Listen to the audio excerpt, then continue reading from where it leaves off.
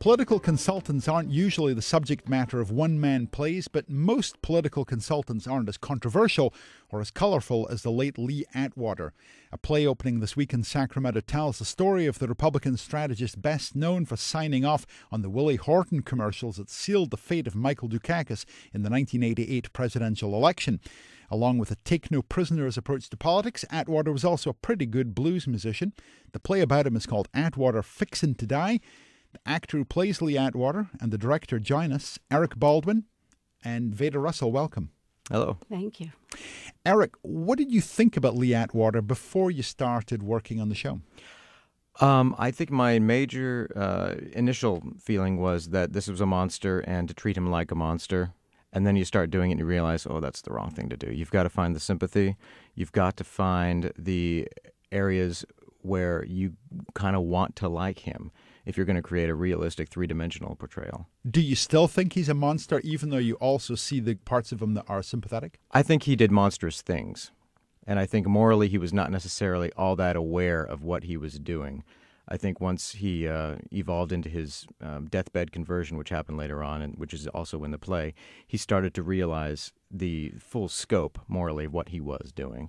We have an excerpt from that famous TV ad, the Willie Horton ad from the 1988 election. It starts by saying that they were going to compare George Bush and Michael Dukakis in crime, and it said Bush supported, this is the first President Bush, supported the death penalty for first-degree murderers. Dukakis not only opposes the death penalty, he allowed first-degree murderers to have weekend passes from prison. One was Willie Horton, who murdered a boy in a robbery, stabbing him 19 times. Despite a life sentence, Horton received 10 weekend passes from prison. Horton fled, kidnapped a young couple, stabbing the man and repeatedly raping his girlfriend. Weekend prison passes. Dukakis on crime. Actor Eric Baldwin plays Lee Atwater, who signed off on that ad many years ago. How do you handle that episode in the play? Well, what's particularly interesting about the commercial itself was the visual imagery behind it, too. They showed a picture of him, his mugshot, the Willie Horton, and it was a very frightening image to insulated white Americans at that time. And it was very purposeful. It was used to scare them away from maybe a more liberal governor from Massachusetts, or that literally was supposedly, according to Atwater, defending the criminal who would create something like that. Yes. Veda Russell is the director. Veda, why is this a one-man show? I mean, Atwater interacted with so many colorful characters, including Ronald Reagan and the first President Bush. That's a good question. But there are several characters, and Eric plays all of them. And it could be cast as, you play five different characters? 5 different characters. It could be cast with all of those characters, but we have an actor here who can handle all those characters. And very strong and very inventive choices, so it's very interesting to see how an actor in space can make all those people. She's also my publicist, but yeah. Yes. Thank you for that, Veda. Veda, is it a special challenge directing a one-man show because you got one actor who has to hold everyone's attention for the whole time? It is. I've directed a one-woman show many years ago, Stephanie McVeigh in Shirley Valentine, but it's taking the space and finding different places to move him. Yeah, it's quite challenging. We're talking about the play, the one-man play, Atwater Fixin' to Die. It's put on by California Stage, opening October 9th, running for about a month in Midtown Sacramento. Eric, you're going to do a scene for us. Anything we need to know before you start it? Yeah, this scene, it's just a brief monologue involving Lee Atwater's time working political campaigns in South Carolina, and he was working for a congressional candidate named Campbell, who was running against an incumbent Democrat named Max Heller.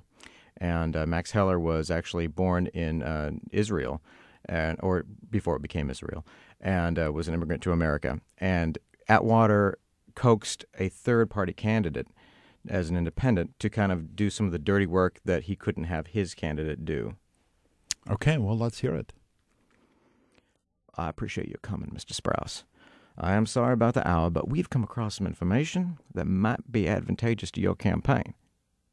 Well, no, we just feel that us Republicans have got to be willing to extend a friendly hand to independents if we ever going to break that Democratic stranglehold.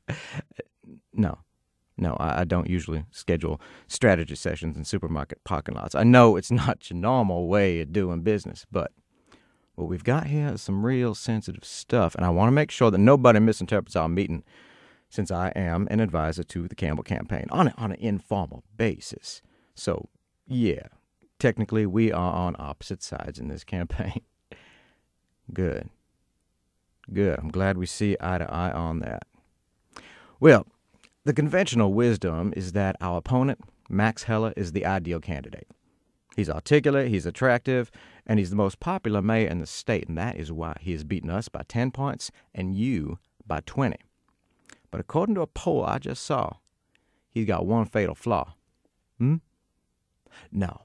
When we asked voters if they cared that he was foreign-born, they didn't bat an eye. Question didn't even register. But when we asked them if they would knowingly vote for a candidate who had not accepted Jesus Christ as their personal savior, bingo. Over 70% of them said, no way, never. Well, what it means, Mr. Sprouse, is that the only way you're going to beat Max Heller is to attack him for not being born again. Yeah, I know. He's Jewish. But the brilliant part of this campaign is you don't even have to bring Jewish up. My goodness. Eric Baldwin, actor who plays Lee Atwater, the late Republican political consultant in the one-man show Atwater Fixin' to Die. It opens October 9th in Sacramento. Atwater, his whole approach was take no prisoners, and he died when he was 40 of a brain tumor. And I heard that he reached out to some of the people who he had done wrong by and apologized to them, including Michael Dukakis. Including Michael Dukakis and a lot of other people, the kind of bodies he left in his wake. Do you think he was sincere? I do think he's sincere, and maybe that's wishful thinking on my part. That's kind of a little mystery there.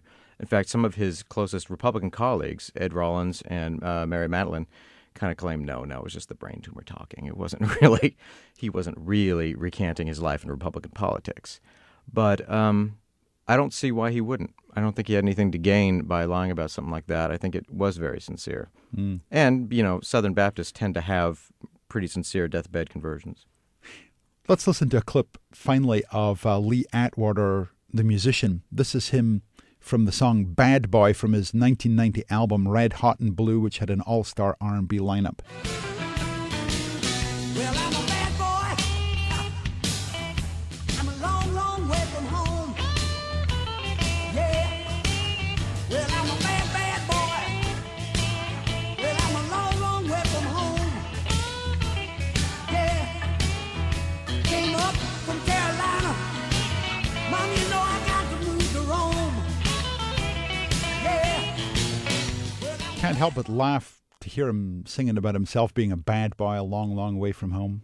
Not a lot of Republican blues artists out there, so yeah. Do you touch on Lee Atwater, the musician, in the show? We do touch on it a little bit. Thankfully, the play is not written with that as the focus because I like to tell people I don't really hate humanity enough to inflict my musical skills upon them. So, I get to pick up the Stratocaster and kind of play with it, but I don't actually play it, nor do I sing. Yes. Although you will hear actually that song in the show. Really? Yeah.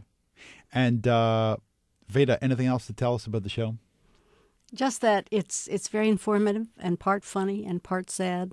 And I knew nothing about Lee Atwater before I started. Really? I'm not a political person. It's changed my reading completely.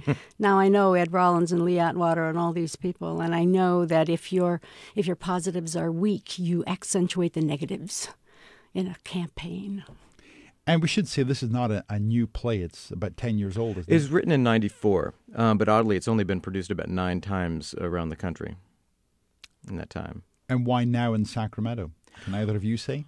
I can. I found the play 3 years ago. I've been trying to get it produced for 3 years. So I would have liked to have done it 3 years ago.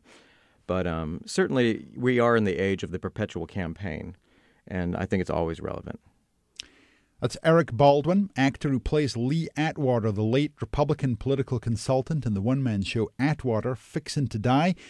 It opens October 9th at the Three Penny Playhouse in Midtown Sacramento on 25th Street. It runs through November 8th.